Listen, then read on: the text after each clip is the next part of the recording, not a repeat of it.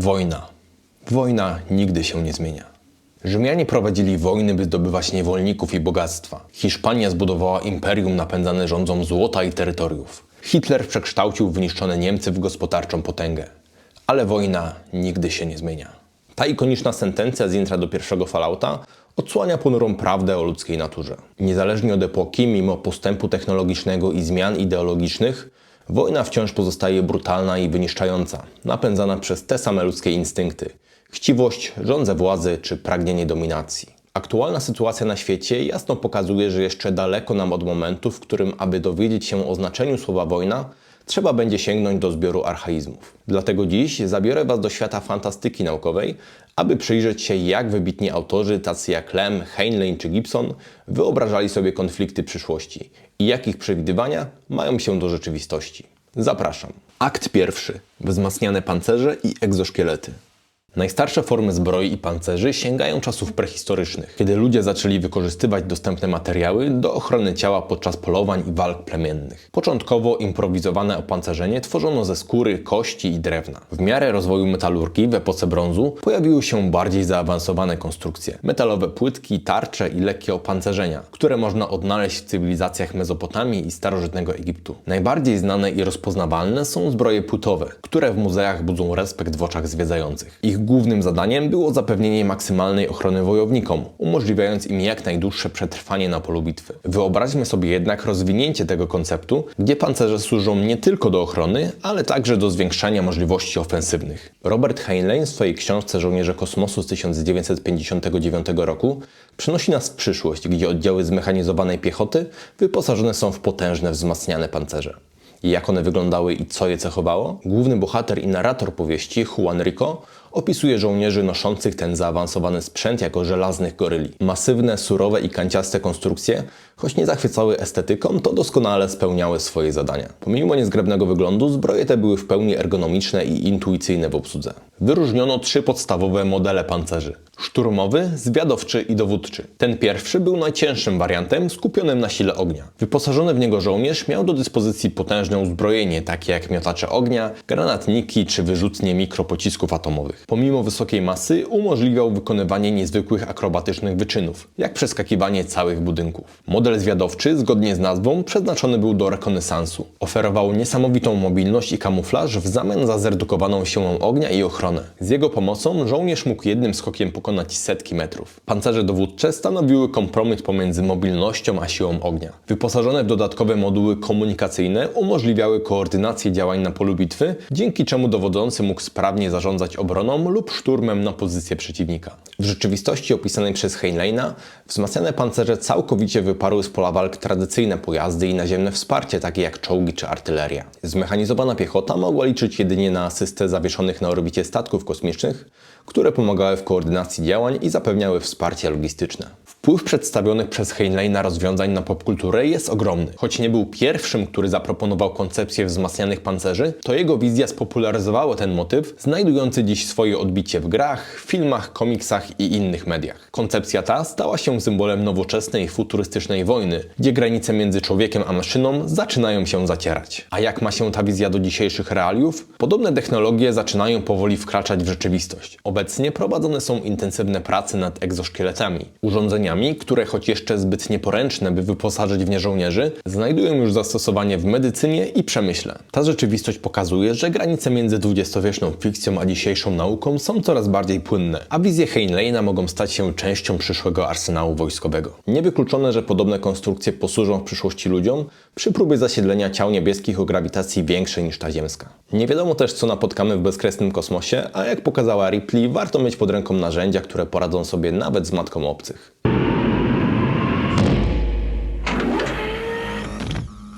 Akt drugi. Sztuczna inteligencja. Na polskim kanale poświęconym fantastyce nie trzeba zapewne nikomu przedstawiać postaci Stanisława Lema, ani tym bardziej utwierdzać w przekonaniu, iż jedna z jego wizji zawarta w książce Pokój na Ziemi nie należała bynajmniej do banalnych i tuzinkowych. W powieści tej ziemskie mocarstwa, działając zgodnie z nową konwencją genewską, zdecydowały się wysłać swoje arsenały na Księżyc. Każde państwo dysponowało własnym sektorem, w w którym umieściło m.in. oparte o sztuczną inteligencję systemy wojskowe, zdolne do samodzielnego rozwoju i replikacji. Z każdą upływającą sekundą maszyny bojowe stawały się coraz bardziej zaawansowane, dążąc do osiągnięcia doskonałości, co doprowadziło do interesującego impasu na Ziemi. Gdyby którekolwiek z mocarstw postanowiło zerwać z konwencją i wycofać maszyny z Księżyca, aby rozpocząć ofensywę przeciwko rozbrojonym sąsiadom, początkowo odniosłoby to sukces. Jednak wystarczyłoby, aby inne państwa wycofały swoje samodoskonalące się arsenały zaledwie kilka minut później, a kontratak oparty na przewadze technologicznej uzyskanej w ciągu tych kilku chwil zdmuchnąłby napastników z powierzchni Ziemi. Ostatecznie, jak to bywa w książkach Lema,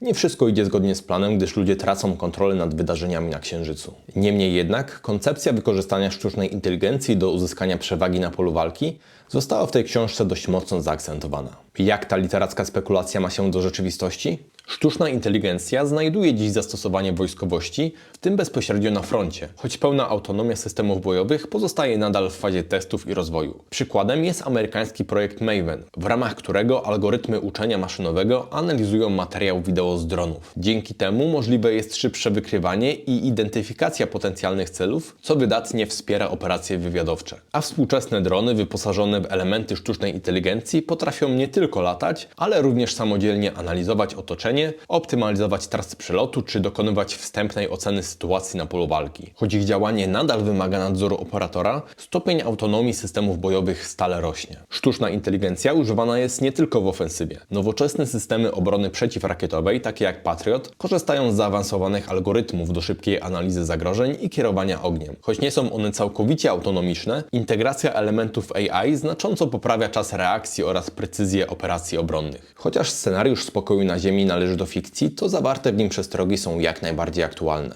Lem ostrzegał przed możliwością, że maszyny mogą przekroczyć granice wyznaczone przez ich twórców. Współcześnie debata dotyczy przede wszystkim tzw. killer robots, autonomicznych systemów zdolnych do samodzielnego podejmowania decyzji o użyciu siły. Nawet przy zachowaniu ludzkiego nadzoru wciąż istnieje ryzyko błędów, niezamierzonych konsekwencji czy ataków hakerskich, które mogłyby skutkować utratą kontroli. Akt trzeci. Cyberprzestrzeń. Myśląc o wojnie, wyobrażamy sobie starcia na lądzie, w powietrzu czy na otwartych wodach. Postęp technologiczny otworzył jednak jeszcze jeden front – cyberprzestrzeń, która stała się kluczowym motywem Neuromancera Williama Gibsona. W tej cyberpunkowej powieści z 1984 roku hakerzy zwani kowbojami konsoli łączyli się z siecią za pomocą cyberdeków, przenośnych komputerów umożliwiających im zanurzenie się w wirtualnej rzeczywistości. W tym świecie dane przybierały formę trójwymiarowych struktur i krajobrazów, tworząc przestrzeń, w której informacje były równie namacalne jak przedmioty w realnym świecie. Hakerzy nie używali w Matrixie cyfrowych karabinów, by prowadzić otwarte walki z programami antywirusowymi czy sztuczną inteligencją w formie awatarów. Ich praca polegała raczej na infiltracji systemów, wyszukiwaniu luk w zabezpieczeniach i instalowaniu wirusów w celu złamania firewalli oraz sabotowania przeciwników. Była to walka bardziej podstępna niż brutalna, a jej celem było wsparcie dla operacji rozgrywających się w rzeczywistym świecie. Choć mogło się to wydawać ekscytujące, było też śmiertelnie niebezpieczne. W Neuromancerze niepowodzenie w Matrixie i zostanie złapanym przez nowoczesne systemy bezpieczeństwa mogło skutkować trwałym uszkodzeniem mózgu, a nawet i śmiercią. Podobnie jak w Neuromancerze, współczesne konflikty coraz częściej przenoszą się na pole cyfrowe. Ataki hakerskie, kradzież danych, zakłócenie systemów informacyjnych czy dezinformacja to tylko niektóre z narzędzi nowoczesnej wojny, które przypominają zmagania z cyberprzestrzenią opisane przez Gibsona. Obecne trendy wskazują na rosnące znaczenie cyberbezpieczeństwa i ochrony infrastruktury krytycznej. Świetnym przykładem jest wojna za naszą wschodnią granicą, gdzie ataki hakerskie odgrywają istotną rolę obok działań konwencjonalnych. Tak jak w książce, gdzie granice między światem wirtualnym a realnym ulegają zatarciu, możemy spodziewać się, że przyszłe konflikty będą prowadzone jednocześnie w obu tych sferach, a wpływ dezinformacji, cyberataków i operacji psychologicznych będzie coraz bardziej decydujący. Jeżeli chodzi zaś o samych kowbojów konsoli, to choć wciąż jesteśmy daleko od pełnego Matrixa, rozwijane są technologie, które mogą umożliwić bardziej bezpośrednie interakcje z systemami komputerowymi, jak Neuralink, NextMind czy BrainNet. Jednak póki co musimy zadowolić się klawiaturami, myszkami i ekranami naszych urządzeń. Akt czwarty. Wojna w kosmosie. Jeśli mówimy o wojnie przyszłości, to nie sposób nie wspomnieć o starciach rozgrywanych w przestrzeni kosmicznej. Choć zanim takie wizje staną się rzeczywistością i będziemy mogli je zweryfikować, czeka nas jeszcze wiele skoków technologicznych. Na wstępie muszę zaznaczyć, że nie jestem wielkim fanem space oper opartych na militarnych starciach. W filmie czy w komiksie potrafię jeszcze zachwycać się widowiskowymi bitwami w próżni, jednak w literaturze wolę całkowicie inną tematykę. Nie przeczytałem więc wielu książek zgłębiających temat wojny w samym kosmosie, ale przynajmniej jedna taka wizja szczególnie mocno zapadła mi w pamięć. Mowa o ciemnym lesie chińskiego autora Cixina Liu. W powieści dochodzi do konfrontacji między ludzkością a Trisolarianami, obcą cywilizacją z niestabilnego układu 3 gwiazd. Ludzie przygotowywali się do tego starcia przez lata, wysyłając do walki flotę liczącą około 200 statków kosmicznych. Mimo to bitwa zakończyła się całkowitą klęską ludzkości. Co więcej, przeciwnicy nie oddali ani jednego strzału. Ich bronią okazała się pozornie prymitywna, lecz zabójczo skuteczna metoda – taranowanie. Całą ziemską flotę zniszczyła niewielka sonda wykonana z niezwykle wytrzymałego materiału, odpornego na wszelkie ataki. Dzięki przewadze prędkości przebiła na wylot jeden statek po drugim, a resztę załatwiła bezlitosna próżnia. Nie sposób odmówić tej wizji oryginalności. Autorzy science fiction zwykle skupiają się na futurystycznych laserach czy innych działach plazmowych. Tutaj do zwycięstwa wystarczył taran zaopatrzony w silniki. Naturalnie nie jestem w stanie znać każdego dzieła, które rozprawia o konfliktach przyszłości. Chętnie więc posłucham o przykładach, z którymi sami się zetknęliście w różnych mediach i być może w przyszłości urodzi się z tego nowy film o podobnej tematyce. A na dzisiaj to już tyle. Do usłyszenia.